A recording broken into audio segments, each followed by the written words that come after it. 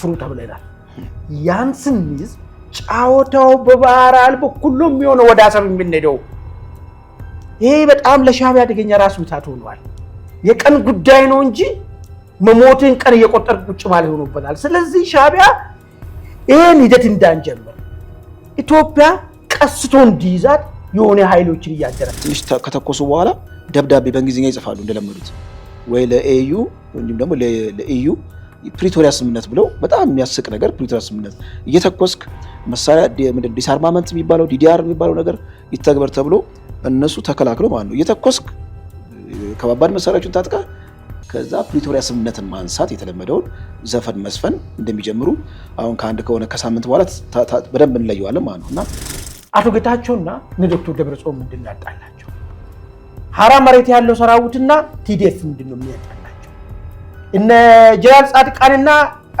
ምግቤ ምንድን ያጣላቸው ቅድም ያለው ጉዳይ ነው የእይታ ጉዳይ ነው ከዚህ በኋላ መቀጠል ሂደቱን መቀጠል ትርፋማ ይሆናል ወይስ ጉዳት ነው የሚያመጣው የትግራይ ፖለቲካ ኃይል ተሸንፏል ወይስ አልተሸነፈም ነው ያመጣው ማለት ነው አሁን ኤርትራ ስትመለከታት እንደው የነሱ አፈቀላጤዎች ሚዲያ ላይ ወጥተው ሲያቀራሩ ስትመለከት እንደው ትልቅ ልክ ሱፐር ፓወር የሆኑ ይመስሉት እና ከደቡብ ሱዳን በታች ያለ ወታደራዊ ቁመና ይዘ ከኢትዮጵያ ጋር እንግዲህ ከአፍሪካ አምስተኛ ነው የሚለው ኢትዮጵያን አጠቃላይ የሚሊተሪ ኢኩፕመንቱ የሰው ኃይሉ ምናምን ተደምሮ ነው እንግዲህ ይሄ ነገር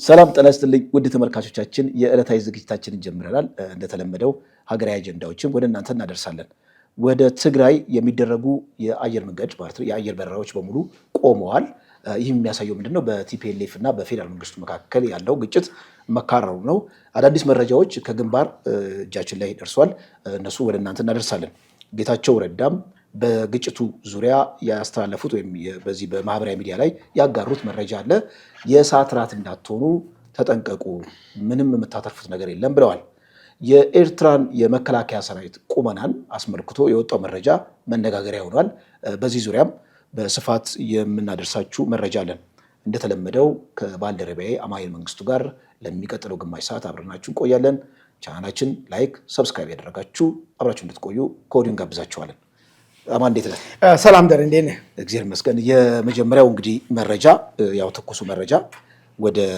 ትግራይ የሚደረጉ ማንኛውም የአየር በረራዎች እንደቆሙ መረጃው ወጥቷል ይሄ የሚያሳየው እንግዲህ የአየር መንገድ ይሄ መግለጫ ሲያወጣ ወይም ደግሞ ይሄን ውሳኔ ሲወስን ሲሪየስ የሆነ የግጭት ኤሪያ ሲሆን ነው አይደለም በጣም አደገኛ የሆነ የግጭት ኤሪያ ሲሆን እዚህ ውሳኔ ላይ ይደረሳል እንግዲህ ግጭቱ ጠለምት አካባቢ ወደዚህ ወደ ወልቃይት ለመሻገር የቲፒኤልኤፍ ኃይል በተደጋጋሚ የተመታ የተመለሰ ነው እንግዲህ አሁን በኋላም በደንብ እናበራራው አለ በጣም በስፋት ኃይሉን አደራጅቶ ከእንደገና ጦርን ለመግጠም ዝግጅት ላይ እንዲሆኑ ተሰምቷል እዛ አካባቢ ግጭት ሆኖ ወደ ትግራይ ውስጥ እንግዲህ አክሱም አለ መቀሌ አለ ሌላ ባለሳሳት ሌላ አየር ማረፊያ አዲግራት አይ ቲንክ ይኖር አይኖር አላወኩም ብቻ እዛ አካባቢ የሚደረጉ በረራዎች መቆማቸው አጠቃላይ ክልሉ ላይ ያለው የጦርነት ድባብ በጣም አደገኛ እንደሆነና የአየር መንገዱም በአየር ትራንስፖርት መደረጉ አደጋ ሊከሰት ይችላል የሚለው ነገር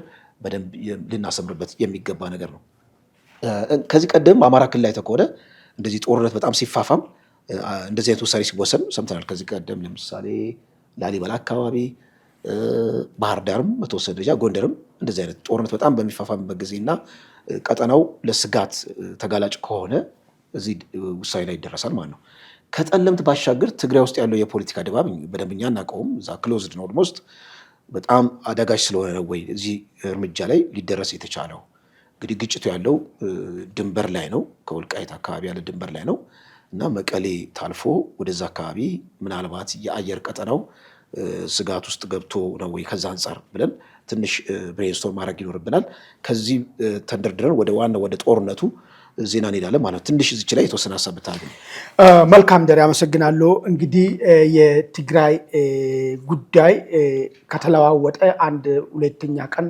ሶስተኛ ቀን ይዟል ዳግም ለወረራ በጠለምት በኩል መጥቶ ጠለምት ላይ በሁለት ግንባር አንደኛው ዛሪማ በሚሄድ በኩል ሌላኛው ደግሞ ወደ ዋልድባ በሚሄዱ መንገድ ፈሶ ጥቃት ለመፈጸም እንቅስቃሴ አድርጓል። ይህን እንቅስቃሴያቸውን እንግዲህ መከላከያ ሰራዊት የተከዜ ዘብ ጥምር ኃይሉ አንድ ላይ ሆኖ እየመከታቸው ነው የሚገኘው። አንዳንድ ቦታዎች ላይ ከፍተኛ ጉዳት እንደደረሰባቸውም በተለያየ መረጃ ስናቀርብ ነበር።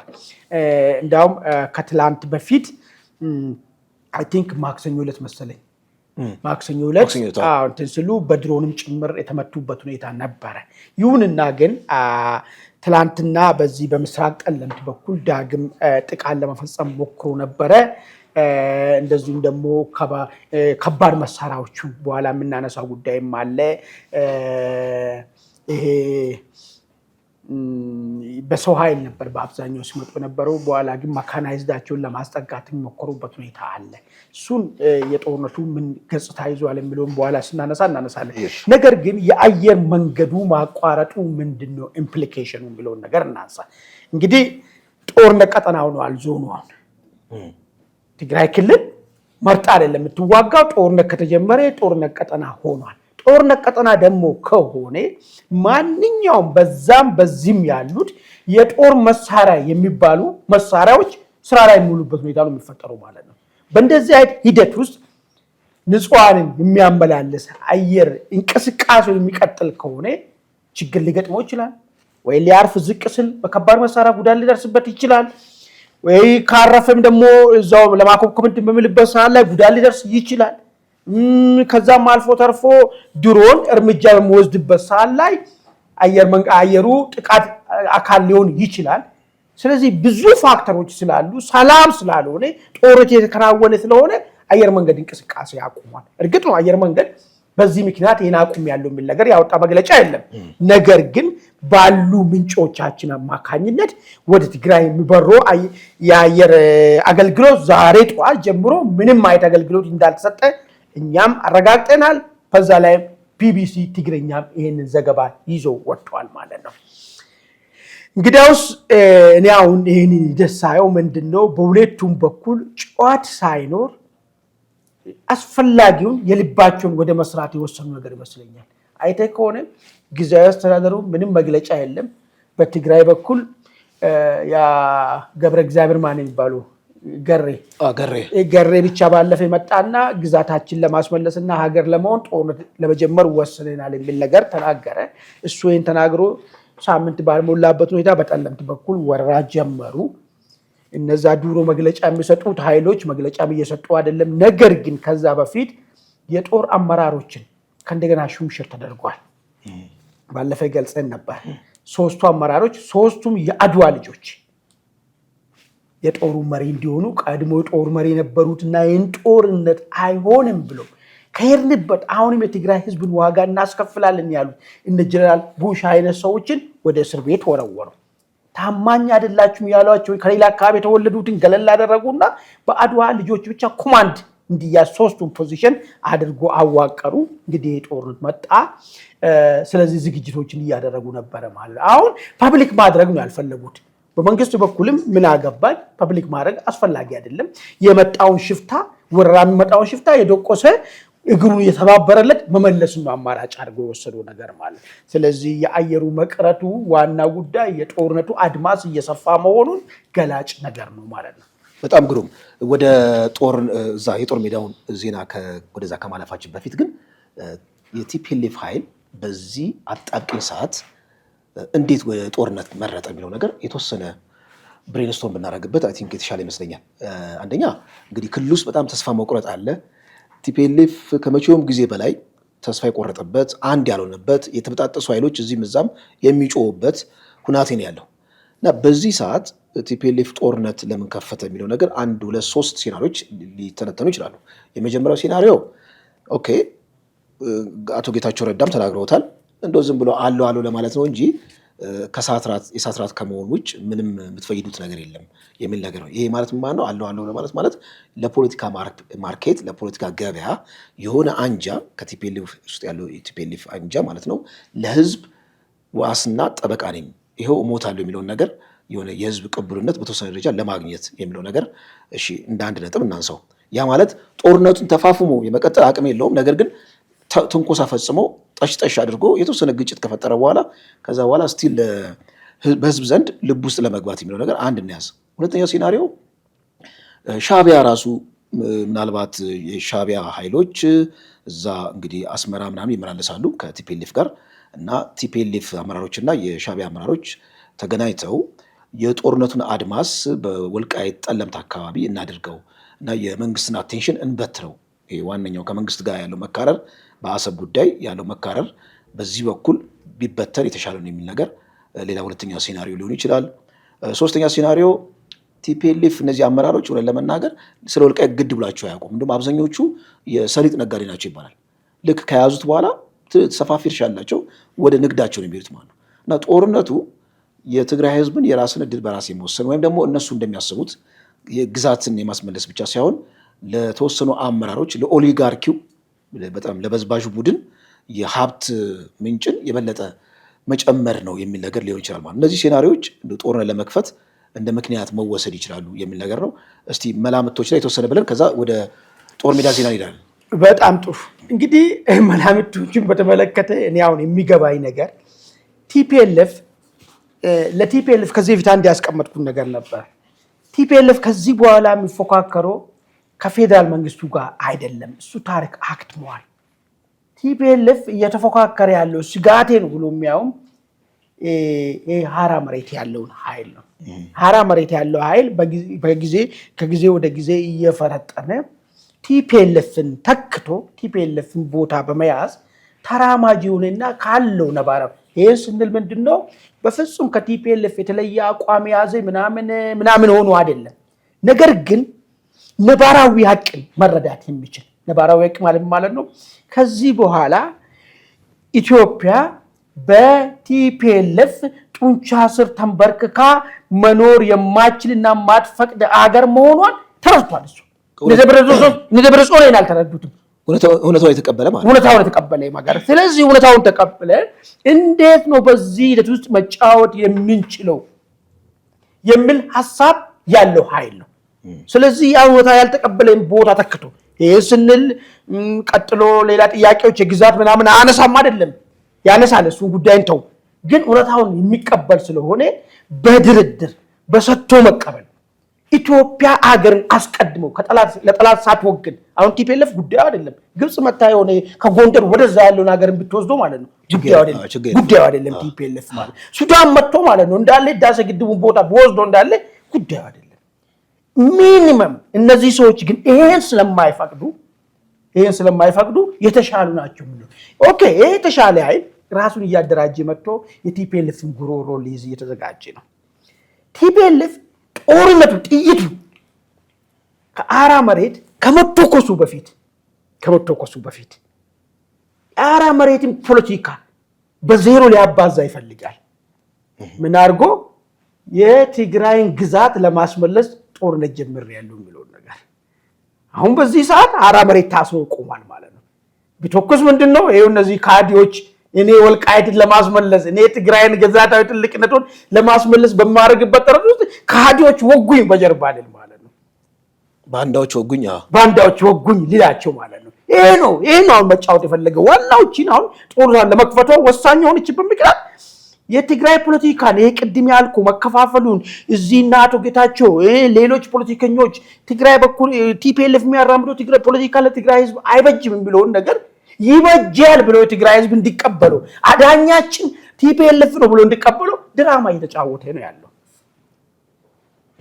ለዚህ ነው አሁን ወረራውን የመጣ ማለት ነው። ይህንን ጫወታ እስከመቼ ድረስ ነው የሚፈቀድለት የሚለውን ነገር ነው አሁን እንግዲህ ጉዳዩ ማለት ነው። አንዴ ነው። ሁለተኛው ጥር 5 ሪፖርት ላክ ተብሏል። የምርጫን ጉዳይ መምረጫ ጣቢያን ምናምን አመቻችተህ ሪፖርት ላክ ተብሏል። ይሄም የቲፒኤልኤፍ በቁሙ ሞቶ የሚገነዝበት ስትራቴጂ ነው። ይህ ስትራቴጂ ደብረ ጽዮን እዛ ትግራይ ቁጭ ብለው ያሉ ምርጫ የሚከናወን ከሆነ ከዛ በኋላ በምን ሁኔታ ነው የምናገሩት? እነዚህ ሰዎች በቃ የለም መናገሪያም የለም አፍም የላቸውም ማለት ነው። የሆነ ቡድን ምርጫ አሸንፎ ወይ ደግሞ ምርጫ አካሂዶ አስተዳደሩን ከተረከበ ምንድነው እነ ዶክተር ደብረጽዮን ከዚህ በኋላ ሊያወሩበት የሚችለው ነገር የለም። ስለዚህ ይሄ መቆም አለበት። እነ ዶክተር ደብረጽዮን እንዲቀጥሉ ፖለቲካ ውስጥ ነገታቸው ተፋ እንዲቀጥሉ ዘራፊዎች እነዛ ጀነራሎቹ እንዲቀጥሉ ይሄ ማስቆም መቻል አለባቸው። ይሄን ለማስቆም ደግሞ አንስቴቢሊቲውን አሁን መፍጠር መቻል አለባቸው። ጦርን ታንቀሳቀሳለህ፣ ትኩሳለህ፣ ምናምን ትላለህ፣ ትመለሳለህ። ጠንከር ስለ አሁን እኮ ጫወታው ነው። በኋላ እናነሳለን። ይመታሉ፣ ሲመቱ ይሸሹና ይቆማሉ። የጦርን መልክም አሲዙም የሰላም መልክም አይደለም። እንደዛ ይጫወታሉ የሚጫወቱት ማለት ነው። ይሄም ሌላ እኮ ልክ እንደ ጎሪላ ፋይቲንግ ማለት በቃ መሬት ግዛት ክልል ያለው ጎሪላ ማለት ነው። ይሄን ነው እየተጫወቱት ያሉ። ሌላኛው ይሄ ነው። ሶስተኛው ነጥብ ግን ይሄ በደንብ መታየት ያለበት ነጥብ ነው። ሻዕቢያ አደገኛ ስጋት ውስጥ ገብቷል። ምን እየመጣበት እንደሆነ እያየ ነው። ኢትዮጵያ በርበራ ወደብ በይፋ አግኝታለች። ምንም ውሰዱ ይገባችኋል፣ ባህር ኃይላችሁ አስፍሩ ተብለናል። ያን ስንይዝ ጫወታው በባህር ኃይል በኩል ነው የሚሆነው፣ ወደ አሰብ የምንሄደው። ይሄ በጣም ለሻዕቢያ አደገኛ ራስ ምታት ሆኗል። የቀን ጉዳይ ነው እንጂ መሞትን ቀን እየቆጠር ቁጭ ማለት ሆኖበታል። ስለዚህ ሻዕቢያ ይሄን ሂደት እንዳንጀምር ኢትዮጵያ ቀስቶ እንዲይዛት የሆነ ኃይሎችን እያደራጀ ነው። በሁለት ተከፍሎ የነበረው ፋኖ በአንዱ አሸናፊነት መዳረሻ ኢትዮጵያ ያለውን ኃይል ተሸንፎ አንዱ ኃይል ገኖ ወጣበት፣ አንድ ድርጅት የተመሰረተበት ሁኔታ ነው ያለው። ይሄም በሻዕቢያ እጅ ስሪት እንደነበረ ብዙ መረጃዎች አለን። በቅርበት ትላንት የምንተዋወቅ ሰዎች ማለት ነው። በዚህ ሂደት ውስጥ ጉዳዩን ሻዕቢያ ያጸደቀችው ያሰራችው ነው። በዚህ በኩል የቲፒኤልኤፍ በዚህ በኩል ሂደቱን እንዲጀምር እየገፋ መሆኑ አንድ ወደ ሻዕቢያ የምናረገው ኢትዮጵያ የምታረጋትን እንቅስቃሴ ለመግታት ሲባል ታስቦ የመጣ ፕሮጀክት ሊሆን ይችላል። ቀጣይ ባይዞ እነዚህ ብቻ አይደለም። የተመሰረተ ነው ያለው አማራ ክልል የሚንቀሳቀሱ ኃይሎችም አዲስ እንቅስቃሴ እንደሚጀምሩ እናያለን። የሚገርመኝ ነገር ማለት ነው የመናበብና ሻዕቢያ አድኑኝ ጠፍጥፌ የሰራችሁ ለዚህ ቀን ነው የሚል አይን ነገር አንድምታ ያለው ሊመስል ይችላል ማለት ነው። ግን በዚህ ሂደት ውስጥ አንድ ነገር ሲናንሳ ቅድም ስታነሳ ነበር ይህን አድቫንቴጅ እናድርገው የሚል የትግራይ ፖለቲከኞች እየተፈጠሩ ነው ያሉት። የትግራይ ፖለቲካን የሚያቀነቅኑ አንዳንድ የትግራይ ብሔርተኞች እንደው ሞኒተር ሳረግ ያገኘሁት ነገር ምንድን ነው? አሁን የተፈጠረው እንግዲህ መቆራቆስ በብልጽግናው ዘንድ ወይም ደግሞ በመንግስት ዘንድ የትግራይ ፖለቲካ ተከፋፍሏል። ስለዚህ ስለተከፋፈለ በማንኛውም ሰዓት ምንም ነገር ጥቃት ብንከፍትባቸው አይቋቋምም የሚል ስሜት አለ። ወደ ግጭት ከመግባታችን በፊት ከምንም በላይ ማለት ነው አንድ የሆነ ብሔራዊ እርቅ መፍጠር አለብን። በክልል ደረጃ ብሔራዊ እርቅ ማለት ምንድነው? ሀራ መሬትም ተቃዋሚዎችም ተፎካካሪ ፓርቲ የሚባሉትም በሙሉ የትግራይ የፖለቲካ ኤሊቶች ተሰብስበው እንደ አንድ መቆም ነው። ከዛ በኋላ እንደ አንድ ከቆሙ በኋላ የሚመጣውን አደጋ በሙሉ ለመሸከም ትከሻችን ደንዳና ነው የሚሉት። አሁን እነሱ ደጋግሞ የሚያነሱት ምንድነው? ቲፒኤልኤፍ አሁን ጁኒየር ፓርትነር ነው መሆን የሚችለው ከማንኛውም ኃይል ጋር፣ ከፋኖ ጋር በለው ከሻዕቢያ ጋር በለው እንደ በፊቱ የአውራነት ሚና ሊኖር አይችልም። ከፋኖ ጋር ራሱ ቢወዳጅ ከዚህ በፊት በነበረው ቁመና ሳይሆን ምናልባት የሆነ ልክ የደላላ የአቀባብ አይነት ሚና ነው እንጂ ሊኖረው የሚችለው ልክ ትከሻ ለትከሻ ሆኖ አላያንስ መፍጠር አይችልም። ይሄ ደግሞ ያመጣው ምንድነው? የተከፋፈለ ፖለቲካ ስላለ ነው። ትግራይ ውስጥ የተከፋፈለ ፖለቲካ ከሌለና አንድ ከሆነን ኢትዮጵያ ውስጥ ያሉትን ኃይሎች ሆነ ከሻዕቢያ ጋር ያለን ግንኙነት በደንብ ስትራቴጂክ ሊሆን ይችላል፣ ታክቲካል አሊያንስ በደንብ ትከሻችንን አሳብጠን እኩል ልንቆም እንችላለን። አሁን የማንኛውም ተለጣፊና ጭፍራ ነን የሚል ነገር ነው። ከምንም በላይ ራሳችንን አደራጅተን እንደ አንድ እንቁም የሚል ጩኸት እየተሰማ ነው። ምናልባት እዚህ ላይ የተወሰነ በሁለት ከፍለን ነው። አንደኛ ሪሊ ቲፒኤልኤፍ ጁኒየር ነው ወይ የሚሆነው? ምንድነው መደራጀት ማለት? ትጥቅ ትግል ውስጥ ምን ይዘህ ስትደራጅ ነው ጁኒየር የምትሆነው? ምን ይዘህ ስትደራጅ ነው ሲኒየር የምትሆነው የሚለው መከራከሪያዎች አሉ። እሱን ለኦልድ መጣበታለሁ። ሁለተኛ ነገር ግን አሁን ሊያመጧት የፈለጓት ነገር የቲፒኤልኤፍ ጽንስ የሆኑ ሊቃኖች የትግራይ ሊቃኖች ምንድነው እያሉ ያሉት? ይሄ አሁን የመጣውን አደጋ በረከት አድርገን እንጠቀም የሚል ነገር ነው ያነሱት። ምን አይነት በረከት ነው የምናደርገው ነው?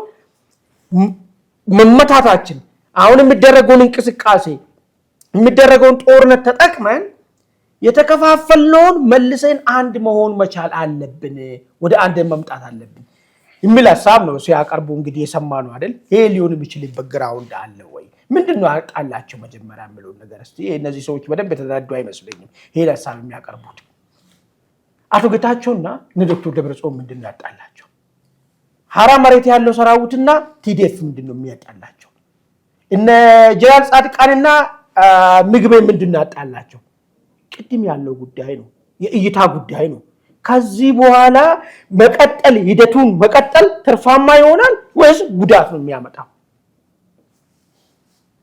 የትግራይ ፖለቲካ ኃይል ተሸንፏል ወይስ አልተሸነፈም ነው ያመጣው ማለት ከዚህ በኋላ መቀጠሉ የተሸነፈ ኃይል ቢቀጥል ምን ይዞ ይመጣል ነው ውጪ ያሉት ባይዞ ይሳሳታሉ ብዙ ጊዜ ስለምንሰማ ነው ይሄ ማን ነው ቴድሮስ የሚባለው አይሱሩ አለ አሁን እሱ ዛሬም የሚያስበው ያ ዱሮ የትግራይ ሊቃኖች ኢትዮጵያኖችን አንበርክኮ ገርፎ በሚያስተዳድሩበት ዘመን ውስጥ ያለ ይመስላል ባይዞ እሱ ምናልባት ወይ አንዳንድ ነገሮችም የተፈጥሮ ችግርም ስላለ ነገሮችም እንትም የማለቱም ፕሮብሌም ስላለ በጆሮ ብቻ አይደለም በአይንም አይተቆጠበቅባል ያለ ነገር ማለት ሁኔታዎችን ማለት ሪያሊቲዎችን ለመረዳት ማለት ነው እነዚህ ችግሮች ስላሉ ዛሬም እሱን ያለ ይመስላል እሱ ሌላ ኢትዮጵያኖች ምን ደረጃ ላይ እንዳሉ መገንዘብ አልቻለም ገብቷል አይደል ለዛ ነው መልሶ አንድ መሆን አለብን አንድ ስንሆን ደግሞ መልሰን እናንበረከካለን የሚል ህልም ውስጥ ቅዠት ውስጥ የምንሰቃየው ማለት ነው ያ የለም ያ ፋይል ተዘግቷል አሁን በሂደቱ ውስጥ አንድ መሆን የሚቻልበት በኋላ አቶ ጌታቸውን ጽሁፍ ስናነሳ ጉዳይ ይኖራል ግን ከዛ በፊት አንድ ገላውላን መረጃ ልስተ የግንባር ዜና ካለ አሁን እኛ ስቱዲዮ ውስጥ ባለንበት ሰዓት ላይ ጉዳዩን በተመለከተ እየተፈጠረ ያለው ጉዳይን በተመለከተ ወይ ደግፋለሁ ወይ ቃወማለሁ ወይ ደግሞ ይሄ ነገር አልተደረገም ብሎ ከሶስቱ ምንቱ በማልታወቅ መግለጫ ሊሰጡ የጊዜያዊ አስተዳደሩ ጀነራል ታደሰ ሁኔታዎችን ያመቻቹ መቀሌ ላይ ያመቻቹ መሆኑ አሁን መረጃ ደርሶኛል እንግዲህ ምን ሊሉ ይችላሉ ብለው ነገር አናቅም ግምት ነው ልናስቀምጥ የምንችለው ወይ አየር መንገዱን መቋረጡን በተመለከተ መግለጫ ሊሰጡ ይችላሉ ወይ ደግሞ በጣም አሰልቺ ሸቀጥም ተቋርጦብን ነበር ነዳጅም ተቋርጦብናል አሁን ደግሞ አየር መንገድ ተቋረጠ የሚል ሮሮም ሊሆን ይችላል ወይ ደግሞ እየተካሄደ ያለውን ጦርነትን አስመልክቶ ጊዜያዊ አስተዳደሩ ድጋፍ እንደሚያደርግና ይሄንን ጦርነት እንደሚደግፉ በይፋ ሊናገሩ ይችላል ግን የማይጠበቀው ሌላኛው ሴናሪዮ ይሄንን ምንም እየተፈጸመ አይደለም ፌደራል መንግስቱ ትግራይ ህዝብን ለማጥቃት ስል ብቻ እንዲያደረገ የሚል ክስ ሊያቀርቡም ይችላሉ ማለት ነው አናውቆም አሁን መግለጫ ሊሰጥ ነው እንግዲህ ያለው ማለት ከዛ ውጪ ጦርነቱን በተመለከተ እንግዲህ ቅድም ለመነካካት እንደሞከርኩ ትላንትና በስፋት ከትላንት ወደ ጀምረን የድሮዱን ጥቃት ጀምረንም ስንገልጽ ነበር ዛሬ ያለው እንትን እንግዲህ አስጊ ሁኔታዎች እየታዩት ያሉት በምስራቅ ጠለምት አካባቢ ነው ልዩ ቦታ ማይበሬ የሚባል አካባቢ ላይ መልሶ ጠላት ራሱን የማደራጀት ነገርና መልሶ ጦርነት ለመክፈት እንቅስቃሴዎችን እያደረገ ነው ያለው እንደዚሁም ደግሞ ምንጫራ ቀበሌ 30 ጓላ ጦርነት የሚባለው ቦታ ላይ መልሶ የጦርነት ሁኔታዎች አዝማሚያዎች አሁንም እየታዩ መሆናቸውን እንግዲህ ምንጮቻችን ገልጾልናል ይሁንና ግን ከትላንትና አንፃር ስናይ ትንሽ የመሳሪያ ድምጽ እዚህ አካባቢ ላይ ጋብ ማለቱና ሁሉም ኃይል ራሱን የማደራጀት ሂደት ላይ እንደመሆኑን እንግዲህ ምንጮች ከአካባቢው መረጃ ልኮልናል ማለት ነው በጣም ግሩም ከዚሁ ጋር እንግዲህ ተያይዞ ምናልባት ወደ አቶ ጌታቸው እናነሳና የአቶ ጌታቸው ረዳ በተወሰነ ደረጃ እናንሳው አቶ ጌታቸው ረዳ ያው አዲስ ነገር አልተናገሩም ከዚህ ቀደም እንግዲህ እርሳቸው ጦር አዝማች ነበሩ እንደምታውቀው ከአማራ ኤሊት ጋር ሂሳብ እናወራርዳለን ብለው ኢትዮጵያን እስከ ሲኦል ድረስ ወርደን ቢሆን እናፈርሳታለን የሚሉ ነበሩ አሁን ግን ተቀይረው ያው ፖለቲካ እንግዲህ አገናዘብ መቀየር ምንድን የሚከወነን ነገር ላይሆን ይችላል ከልባቸው ከሆነ በጣም ግሩም ነውና እርሳቸው አሁን ያወጡት መግለጫ ምንድነው እሳት ራት ሆናላችሁ ምንም የምታመጡት ነገር የለም ዝም ብላችሁ ጠሽ አድርጋችሁ የተወሰነ የፖለቲካ ትኩረት ለመሳብ ነው እንጂ ምንም ለውጥ የለውም የሚል ነገር ነው ወጣቱንም ብረት እንዳያነሳና ትግል ውስጥ እንዳይሳተፍ ተናግረዋል ግሩም ነው መልእክቱ ምንም ጥርጣሬ ማለት ከማንኛውም ነፃ ዜጋ የሚጠበቅ ነው በእርግጥ ይሄን ከሰሙት ቲፒኤልኤፎች ይሄን ነገር ከቁም ቆጥረው በደንብ አድርገው ከሰሙት ወደ ግጭት የማይገቡበት ሁኔታ አለ አሁን ግጭቱም ስትመለከተው በጣም ታክቲካል የሆነና ሲስተማቲክ የሆነ ነገር ነው የዓለም አቀፍ ትኩረትም እንዲሳብ ማለት ነው የዓለም አቀፍ ትኩረት ትንሽ ከተኮሱ በኋላ ደብዳቤ በእንግሊዝኛ ይጽፋሉ እንደለመዱት ወይ ለኤዩ ወይም ደግሞ ለኤዩ ፕሪቶሪያ ስምምነት ብለው በጣም የሚያስቅ ነገር ፕሪቶሪያ ስምምነት እየተኮስክ መሳሪያ ዲስአርማመንት የሚባለው ዲዲአር የሚባለው ነገር ይተግበር ተብሎ እነሱ ተከላክሎ ማለት ነው እየተኮስክ ከባባድ መሳሪያዎችን ታጥቀ ከዛ ፕሪቶሪያ ስምምነትን ማንሳት የተለመደውን ዘፈን መስፈን እንደሚጀምሩ አሁን ከአንድ ከሆነ ከሳምንት በኋላ በደንብ እንለየዋለን ማለት ነው። እና ከዛ አንፃር እንግዲህ አቶ ጌታቸው ረዳ ይሄ ነገር ተናግረዋል። እኔ ከዚሁ ጋር ተያይዞ አንድ ምናልባት ሀሳብ ታክላለህ ወይስ ወደ ሌላ መረጃ ልሂድ? ከዚሁ ጋር የሚያዝ አንድ መረጃ ነው። የፋኖ አዲሱ የተመሰረተው የአፋብን የህዝብ አስተዳደር መምሪያ ኃላፊ አርበኛ ዘመነ ምረት ይላል እና በፌስቡክ ገጹ ላይ ያጋራው መረጃ ነው። የተወሰነ ሪያክት እናድርግበት ብዬ ነው። ምን ይላል? እኔ አንዳንዴ ይገርመኛል። ወልቃይት የአማራ ነው ብለን ብዙ መከራ ስንከፍል አሸባሪ እያሉ እየሰደቡን እያላገጡ የመሰከሩብን የነበሩ አንድም ነገር ያላደረጉ ሰዎች እኛን በወልቃይት ጉዳይ ይከሱናል። እኛ ዛሬም እንደ ትናንቱ ወልቃይት ቀይ መስመራችን ነው።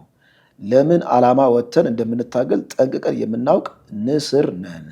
ሌላ አጀንዳ ፈልጉ ይላል። እንግዲህ አዲሱ የአፋብን አመራር ነው። ከአስፈጻሚ ኮሚቴ ውስጥ ያለ ነው። የድርጅት ጽሕፈት ቤት ኃላፊ ነው። የዚህ አፋብን ማለት ነው።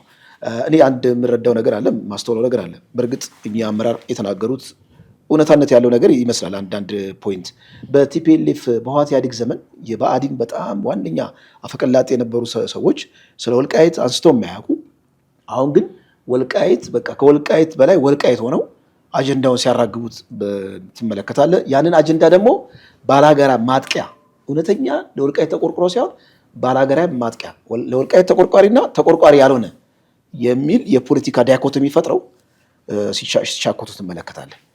እንግዲህ እኚህ ቶፕ አመራር ናቸው። ከዚህ ቀደም እዛ ጎንደር አካባቢ ሳሙኤል ባለደል የተባሉ ለአንድ ሚዲያ የወልቃይት ጉዳይ ቀይ መስመራችን ነው ሲሉ ሰምቻለሁ። አስረስ ማረም ይህን ነገር ሲናገሩ ሰምቻለሁ። የወልቃይት ጉዳይ ቀይ መስመራችን ነው የሚለው ነገር። ስለዚህ በወልቃይት ጉዳይ የሚያወላውል ወደኋላ የሚል ኢትዮጵያ ውስጥ እንግዲህ የታጠቀ በአማራ ክልል ውስጥ ያለ የታጠቀ ኃይል ያለ አይመስለኝም። ወደኋላ ቢል የሚጎዳው ራሱ ነው። ምክንያቱም ቲፒኤልኤፍን ጠቅሞ ምንም ሊጎዳ የሚችለው ነገር የለም እና የኚህ ሰውዬ ሀሳብ እንዴት ትመለከተዋለህ? መልካም እንግዲህ ምንድን ነው መሰለህ ለሁለቱም ሪያክት ላድርግ። የአቶ ጌታቸው ጉዳይ ላይ እንዳይረሳ አቶ ጌታቸው ያነሱት ነገር አለ። ባይዘው በጣም የሚገርም ነገር የደበቃችሁትን መካናይዝድ አውጥታችሁ ለምን አትዋጉም? ህፃናቶችን ክላሽ አንጠልጥሎ እንዲዋጉ ለምን ትገፋላችሁ? ስለሚያውቁት አለ የተደበቀ አሁን እዚህ ጋር ምንድን ነው መሰለህ አቶ ጌታቸው ለወጣቶች ጦርነት ላይ ባይዘው የምትዋጋው የምመጣጠን ነገር ሲሆን ነው። ፊት ለፊት ኮንቬንሽናል አይነቱ ውጊያ እያዋጓቸው ልጆቹን በክላሽ ነው ቦታ ይዞ ነው የሚዋጉት። እንደ ጎሬላ አይደለም፣ ለወጣ አጥቅቷ መሮጥ አይደለም፣ ቦታ ይዞ እየተዋጉ ነው። ነገር ግን መሳሪያው አለ፣ ደብቃችሁ ቀብራችሁ እሱን አውጥታችሁ ለምን አንድም አትዋጉት የሚል ነገር አነሱ።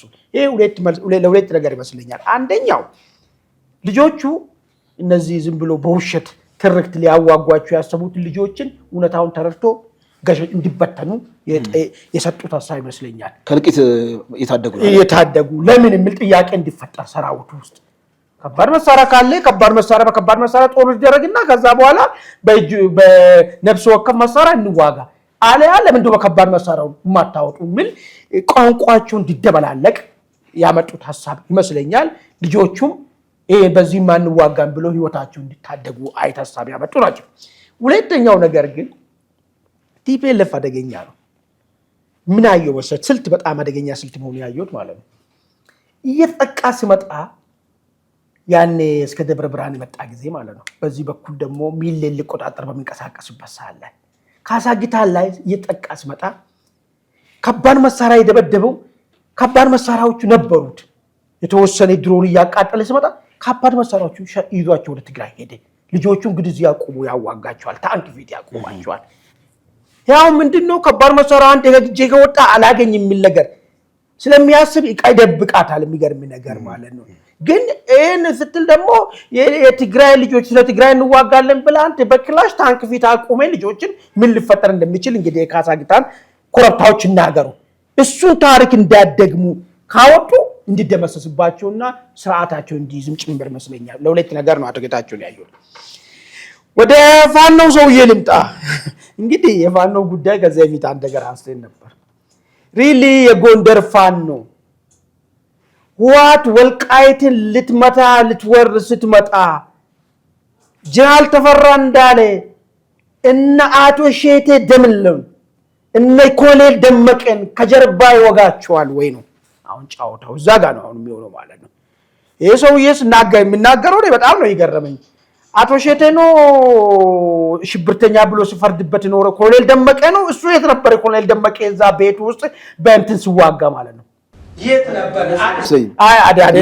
አይደለም አሁን ፖዚሽኑ ላይ አይደለም ፖዚሽኑ ላይ ያሉት ዞኑን እያስተዳደሩ ያሉት እኛ ወድቀን ነው ወልቃይት ዳግም ወደ ባርነት የምትገባው ኢትዮጵያ ህዝብ የወደቡን የመሬት ወደቡን ወልቃይትን የሚያጣት ብሎ እንደ ተራ ወታደር ክላሻቸውን ታጥቆ ሽርጣቸውን እንትን ብሎ ጠምጥሞ ቆሞ ያሉት እነዚህ ሰዎች ናቸው። እንወድቃለን እኛ ተከዜ ዘመን ስል ያሉት ማለት ነው። እነዚህ ሰዎች ናቸው ወይ ይሄ ሰው ያው ዛሬ ሊከሳቸው የሚፈልገው በቦታው ላይ ያሉ እነዚህ ሰዎች እነሱ አይደለም በዲጂታሉ ክንፍ ላይ የመንግስትን አጀንዳ የሚያራግባሉ። መንግስት ማለት እኮ እነዚህ ልጆች ናቸው እኮ እናቱ ሼቴ ናቸው። መንግስት እኮ እዚህ ቦታ እኮ ድሮ ብአዴን የነበሩ አሁን ደግሞ ተገልብጠው ለወልቃይት ተቆርቋሪ መስለው የብልጽግና ዲጂታል ክንፍ ሆነው አንዳንዶቹ ውጭ ሀገር ነው ያሉት ሲከሱ በጣም ማህበራዊ ሚዲያውን ያጥለቀለቁታል። ገብቷል።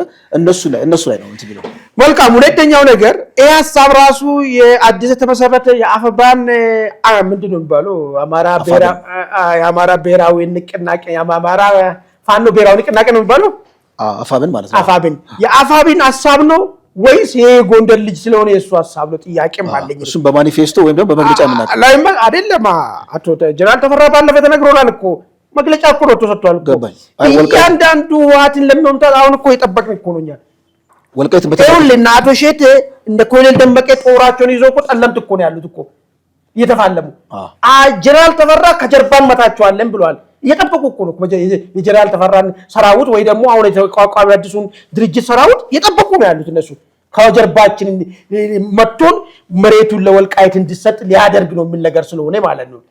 አሁን ይሄ ሰውዬ ግን የራሱ ሀሳብ ነው ወይስ የድርጅቱ ሀሳብ ነው? የሱ ጉዳይ ህዝብ ድርጅት ነው። ወታደራዊ ጀነራል ኢታማዦር ሹሙ ጀነራል ተፈራ ግን እኛ ከጀርባ እንመታለን የሚል አቋም ነው የገለጸው። እነሱ ራሳቸው እርስ በርስ አልተግባቡም ወይ? ከዚህ በፊት አስራስም ያለው ነገር አለ በጣም ሪዲኩል አድርጎ ወልቃይትም አለ ለምን መሬት የምታክል እንትን የምንለው ነገር የለም የሚል ነገርም አስቀምጧል ከዚህ በፊት ማለት ነው። እነሱ ራሳቸው ተግባብቷል በዚህ ጉዳይ ላይ? ቀይ መስመራችንም ሲል ሰምቻለሁ። ተግባብቷል ወይ በዚህ ጉዳይ ላይ? ለምሳሌ አሁን እኮ እንደታውቃለህ ጦር መሪያቸው እንወጋለን ከጀርባ እያለን ነው ያለው እንወጋለን ብሏል። ስለዚህ በድርጅት ደረጃ አቋሙ አናውቅም ማለት ነው። እሺ በጣም አመሰግናለሁ። የመጨረሻ ግን ትንሽ አጠር ያለች መረጃ እስቲ ጣል አድርግልን።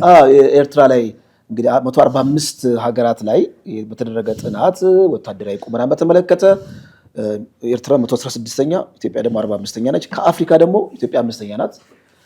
ኤርትራ ደግሞ አይ ቲንክ ወደ 30 አካባቢ ነች።